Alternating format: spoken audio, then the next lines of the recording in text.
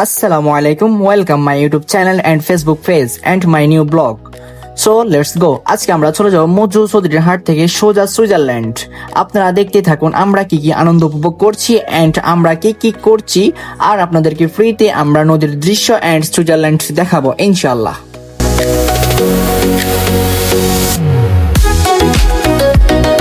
প্রথমে আপনাকে একটা নৌকা ভাড়া করতে হবে, তারপর নৌকা দিয়ে চলে যাবেন সোজা সুইজারল্যান্ড।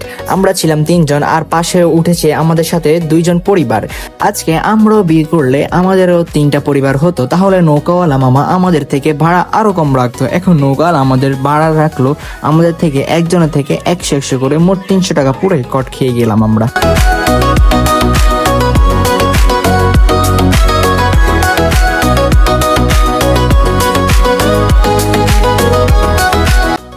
আসলে নদীর দৃশ্যটা এতই সুন্দর যে আমরা সবাই নদীর প্রেমে পড়ে যাব।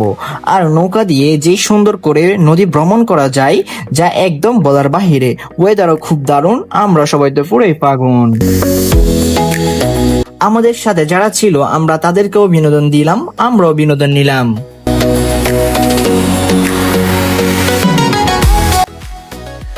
নদী মানেই শান্তি, নদী মানেই প্রকৃতির অপরূপ সৌন্দর্য। দূর থেকে বয়ে আসা জলের কলকল ধ্বনি যেন হৃদয়ের গভীরে ছুঁয়ে যায়।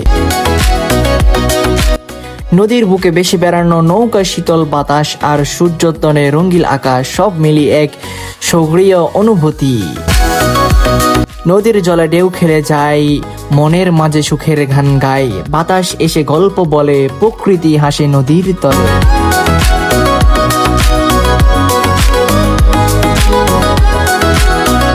দিগন্ত জুড়ে লাল আবহাওয়া, নদীর বুকে তার প্রতিচ্ছবি।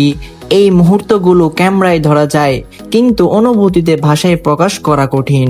নদীর কাছে এলে মনে হয় জীবনের সব বাস্তবতা কোথায় যেন হারিয়ে যায়।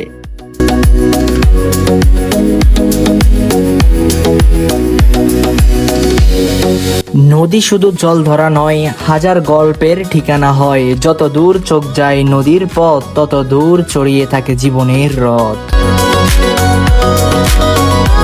নদী শিখাই চলতে, নদী এগিয়ে যেতে, কারণ নদী কখনো থেমে থাকে না, ঠিক জীবনের মতো।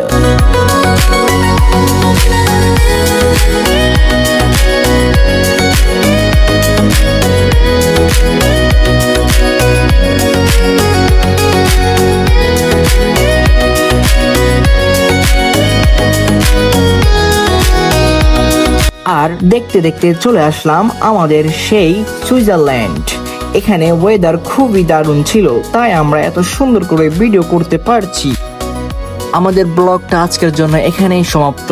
আল্লাহ হাফেজ, সবাই ভালো থাকবেন। ভিডিওতে একটা লাইক আর একটা কমেন্ট করে অবশ্যই জানাবেন যে ব্লগটা কেমন হয়েছে।